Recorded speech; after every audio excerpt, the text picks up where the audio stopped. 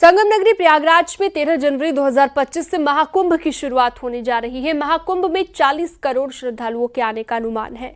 करोड़ों श्रद्धालु ट्रेन से सफर करेंगे। रेलवे की ओर से 1000 से ज्यादा स्पेशल ट्रेनें चलाए जाने की तैयारी है।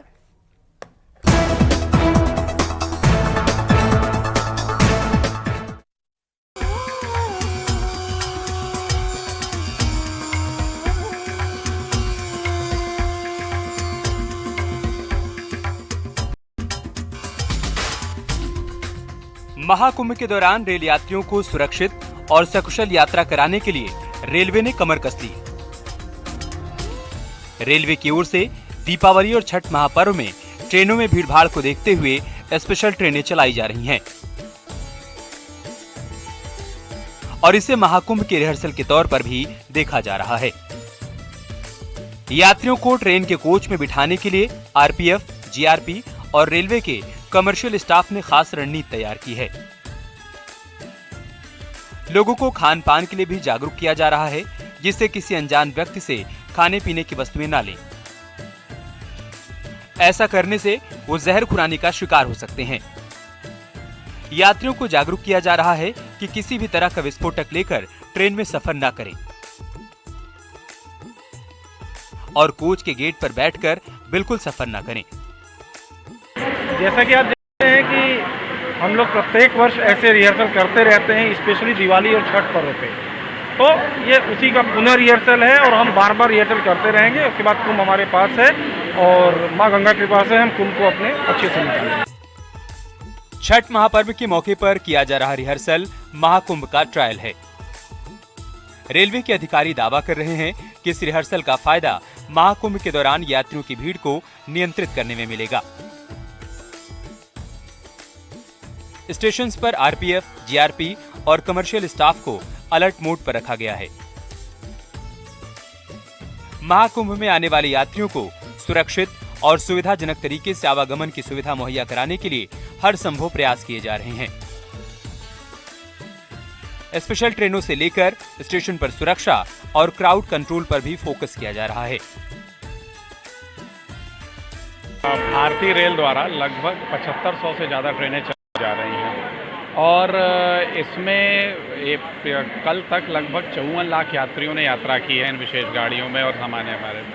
तो ये बृहत स्तर पर अरेंजमेंट किया गया क्योंकि डिमांड बहुत ज़्यादा बढ़ जाती है। तो ऐसे में और स्टेशनों पे विशेष व्यवस्था की गई है कि हमने आरपीएफ, जीआरपी और हमारा जो कमर्शियल स्टाफ है इसको सतर्क रखा है। ये रेगुलर ट्रेनों में बोर्ड करने वाले पैसेंजर्स को गाइड करके ट्रेनों में चढ़ा रहे हैं, उनको गाइड कर रहे हैं कि भाई अपनी सुरक्षा का ध्यान दें, कोई भी फुटबोर्ड पर ट्रैवलिंग ना करें या किसी अनजान व्यक्ति से कुछ लें नहीं।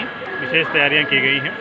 यात्रियों को उनके डिब्बों में बैठाने के लिए कतारबद्ध तरीके से बैठाया जा रहा है, जिससे कि सभी यात्री आराम से डिब्बे के अंदर प्रवेश पा सके और बैठ सके। किसी तरह की कोई भगदड़ जैसी स्थिति ना हो। लोगों के आपस में कई बार इसको लेकर लड़ाइयाँ और ये भी होती है, तो उस तरह की स्थिति न उत्पन्न हो, इसके लिए कतारें बना के आराम से लोगों को डिब्बे में बैठाया जा रहा है। महाकुंभ के लिए प्रदेश के कई शहरों में तैयारियां चल रही हैं। देश के कई हिस्सों से श्रद्धालु आस्था के महाकुंभ में हिस्सा लेने के लिए आते हैं। लिहाजा रेलवे के अधिकारी भी प्रयाग से लेकर दिल्ली और देश के कई हिस्सों में तैयारियों को अंतिम रूप दे रहे हैं। त्योहारी सीजन के बहाने महाकुंभ के आयोजन को लेकर रिहर्सल किया जा रहा है, जिससे समय रहते कमियों को दुरुस्त किया जा सके। सर्वेश दुबे, न्यूज़ 18 प्रयागराज।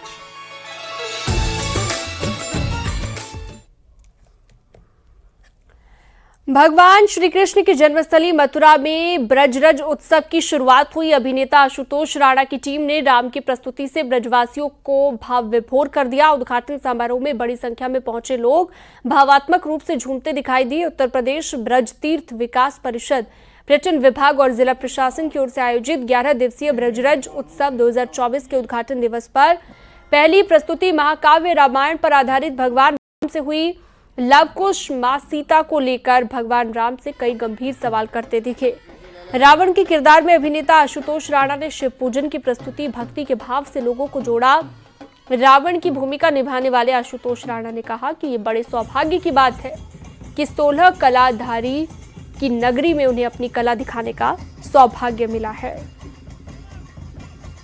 आनंद का विषय है कि जब ब्रज रज महोत्सव जो कला के जिसको आप ये कहना चाहिए कि उनको कलाकार नहीं कहना चाहिए, वे स्वयं ही कला है, 16 कलाओं में परिपूर्ण है, तो उनकी ये भूमि है।